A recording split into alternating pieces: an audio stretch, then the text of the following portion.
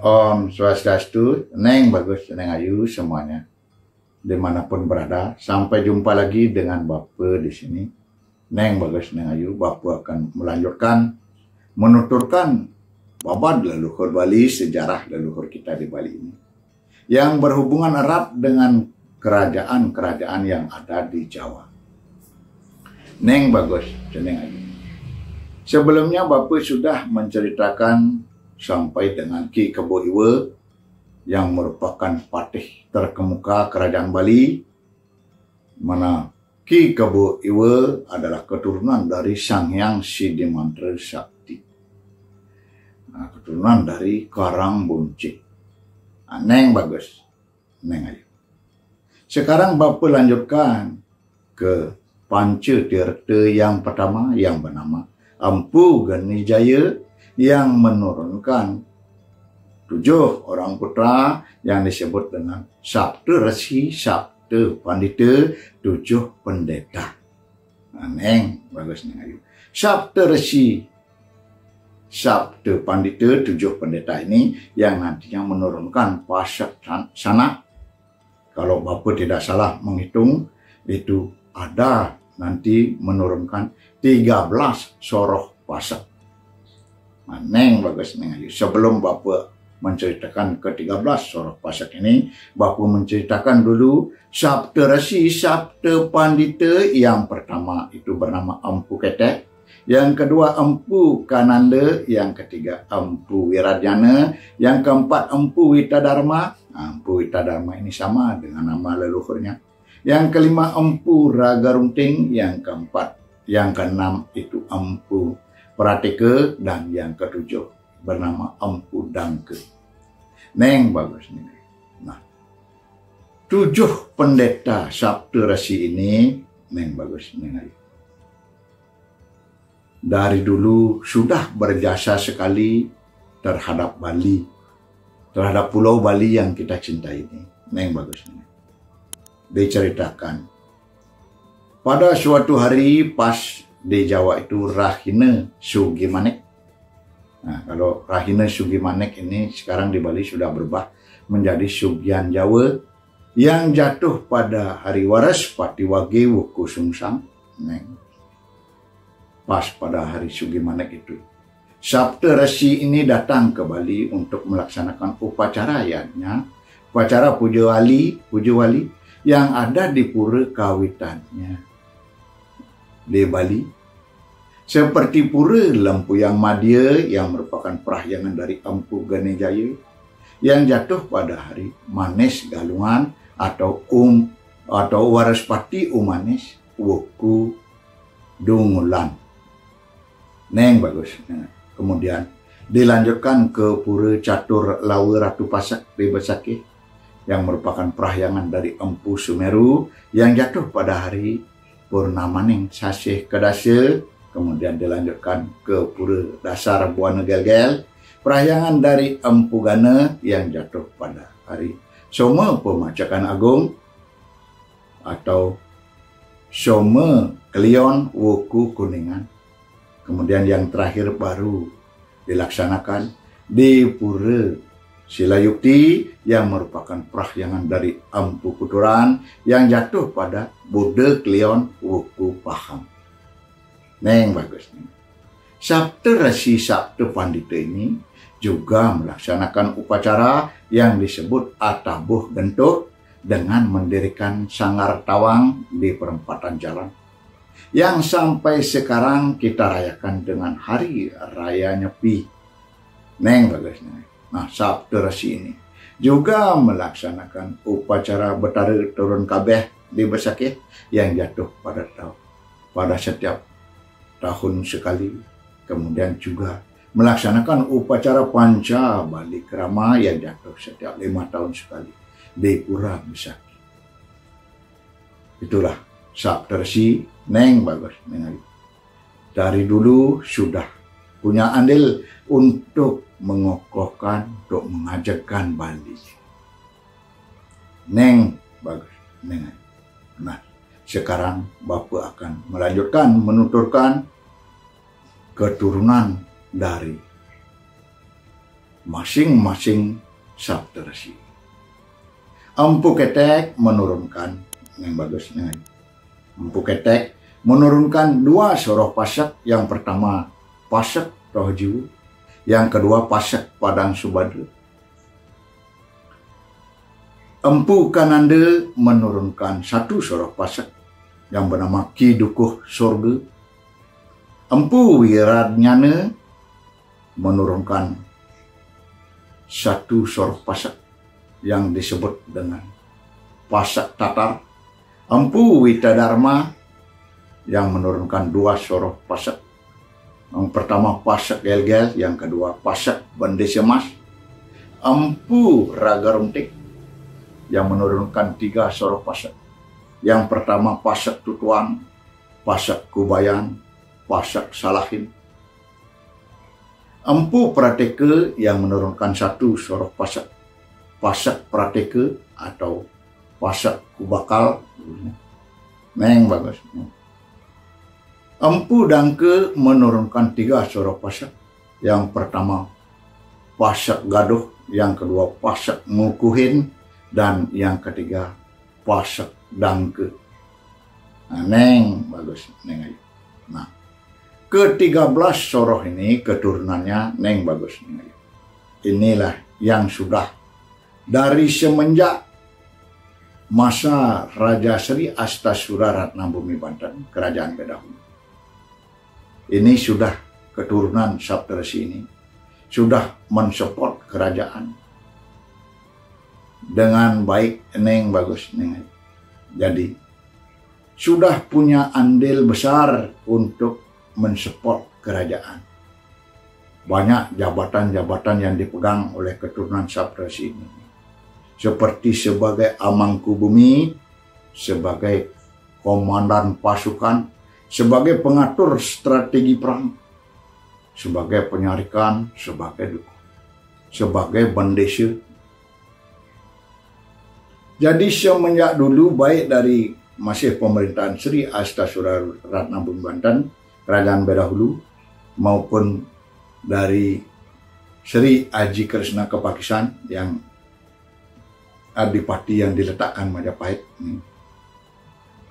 Itu keturunan Saptarsi ini sudah mensupport kerajaan.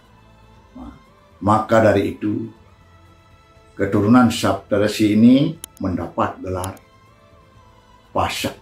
Jadi gelar keturunan yaitu Pasak.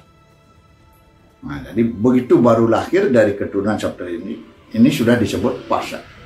Pasak yang artinya macet, neng bagus. Macet itu mengokohkan suatu bangunan yang dimaksud adalah kerajaan dan mengokohkan kerajaan. Maka dari itu sampai sekarang gelar keturunan itu disandang oleh keturunan Saptarsi, neng bagus, neng ayu. Nah, sedangkan bendesa, penyarikan, Amangku Bumi itu adalah jabatan. Jadi gelar keturunan dengan gelar jabatan itu lain. Tapi kadang-kadang di masyarakat masih memakai gelar jabatannya. Kadang-kadang tidak mau memakai gelar keturunan Pasak. Nah, misalnya bendesa ini, ya, jadi dipakai gelar jabatan. Neng bagus, neng lagi. Nah, mudah-mudahan kembali lagi ke gelar keturunan Pasak. Neng bagus. Nah, ada cerita neng bagus, neng ayu, dari salah satu soroh Pasak ini yang bernama Pasak Tutuan. Makanya di Bali ada Bale Pegat. Neng bagus, ceritanya begini. Ada seorang yang bernama Arya Buru. Arya Buru ini adalah keturunan dari Sri Airlangga. Ketika Sri Airlangga pergi berburu ke sebuah hutan, Sri Airlangga ini bertemu dengan seorang gadis yang sangat cantik. Diperkirakan gadis ini adalah keturunan atau putri dari Empu Tapasui yang ditinggalkan bertapa. Neng bagus nih. Maka dari itu terjadilah percintaan di sana antara Sri Airlangga dengan gadis ini. dan menurunkan seorang putra yang bernama Arya Buru. Neng bagus, neng ayu. Kemudian Arya Buru ini menurunkan dua orang putra. Yang pertama bernama Arya Pengalasan, kemudian ada yang bernama lagi satu Arya Buru. Jadi sama-sama namanya neng.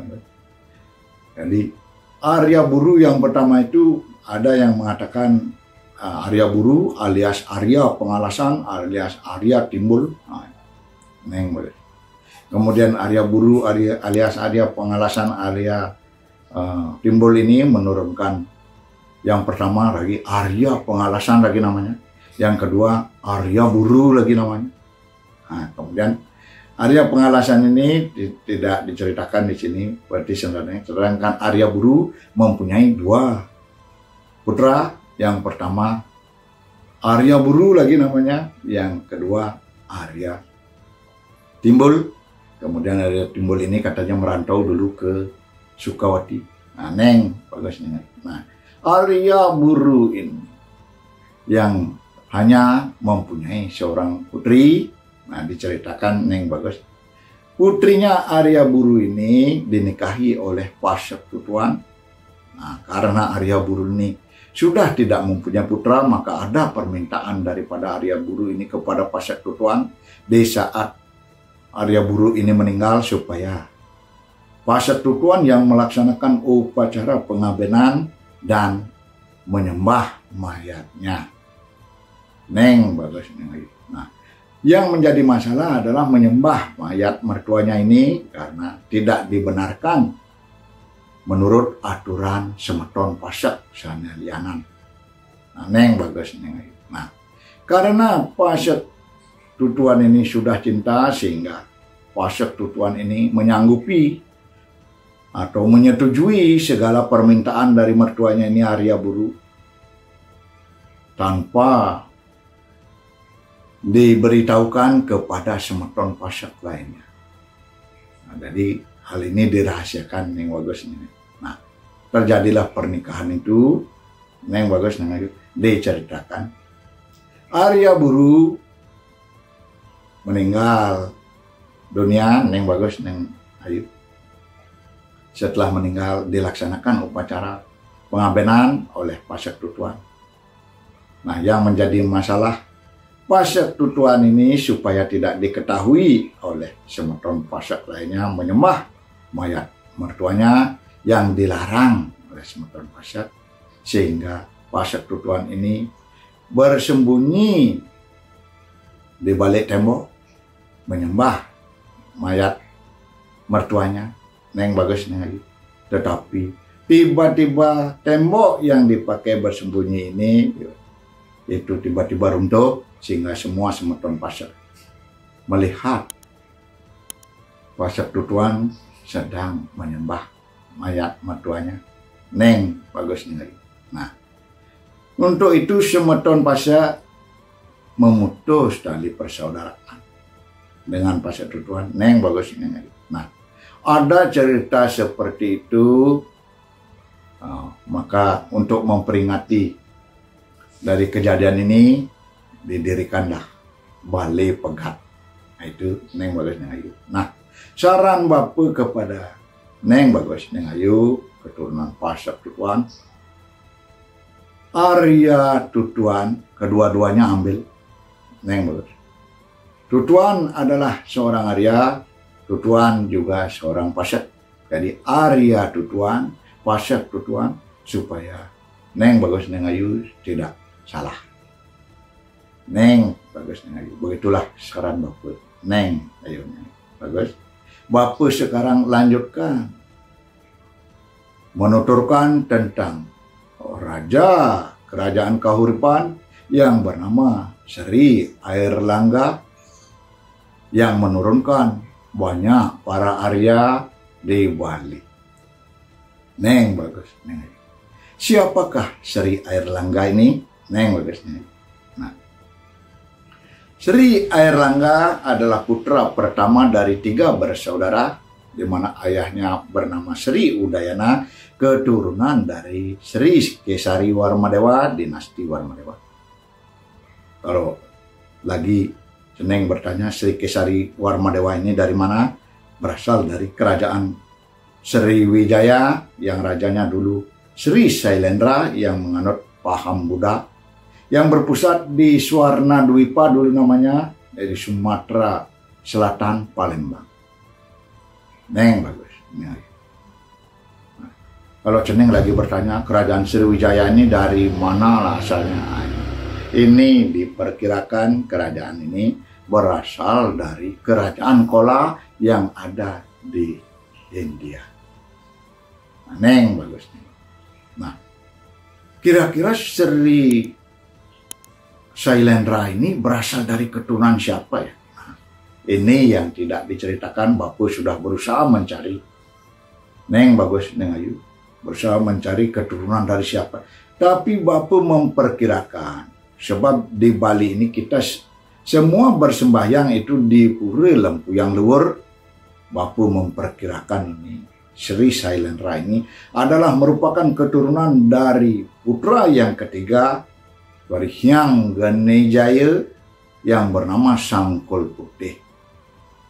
Sebab Sangkul Putih ini tidak diceritakan keturunannya. Neng bagus, Neng. Nah, itulah gininya Bapu. Neng bagus, Neng Ayu. Ibunya Sri Airlangga bernama Mahendra Datta, putri dari Sri Makutawang Sawardana, keturunan dari Empu Sendok, di mana Empu Sendok ini adalah merupakan kerajaan Medang yang pertama. Yang kedua adalah ayahnya dari Mahendra Datta yang bernama Sri Makutawang Sawardana, dan yang terakhir Sri Dharma Wangsa Teguh. Neng bagus, Neng Ayu. Nah, diceritakan Sri Dharma Wangsa Teguh inilah yang merupakan raja kerajaan Medang mengundang Sri Airlangga untuk pergi ke Jawa untuk dinikahkan dengan putrinya yang bernama Dyah Kili Suci. Untuk itu Sri Airlangga berangkat pergi ke Jawa, memenuhi undangan itu, dan dalam perjalanan ditemani oleh asisten pribadinya atau sahabat karibnya yang bernama Narutama. Narutama inilah yang mengawal Sri Airlangga tiba di Jawa dengan selamat. Di Jawa terjadilah upacara pernikahan Sri Airlangga dengan putrinya Sri Dharma Wangsa Teguh, raja kerajaan Medang. Neng bagus, Neng Ayu, yang bernama Dyah Kili Suci. Akan tetapi Neng bagus, Neng Ayu, dalam suatu pas hari pernikahannya diceritakan ada huru-hara kerajaan Medang diserang oleh kerajaan Warawiri, sehingga Sri Dharma Wangsa Teguh yang merupakan raja kerajaan Medang gugur wafat dalam huru-hara itu. Neng bagus, Neng Ayu. Dengan wafatnya Sri Dharma Wangsa Teguh yang merupakan mertua dari Sri Airlangga bersama Narutama dan Dyah Kili Suci melarikan diri ke sebuah hutan, di mana hutan itu banyak dihuni oleh para pertapa. Berkat perlindungan para pertapa di sana, Sri Airlangga hidup dengan selamat, dan berkat prakarsa dari para pertapa ini, Sri Airlangga ini didudukkan menjadi seorang raja, menggantikan mertuanya dulu sebagai raja kerajaan Medang. Cuman sekarang kerajaan Medang dirubah namanya menjadi Kerajaan Kahuripan. Maka dari itu Sri Airlangga menjadi raja kerajaan Kahuripan. Neng bagus, Neng Ayu. Nah, Sri Airlangga ini mempunyai dua putra mahkota. Yang pertama bernama Sri Jayasabha, yang kedua bernama Sri Jayabaya. Neng bagus, Neng Ayu. Nah, untuk menghindari terjadinya perebutan kekuasaan di kerajaan Kahuripan oleh kedua putranya, maka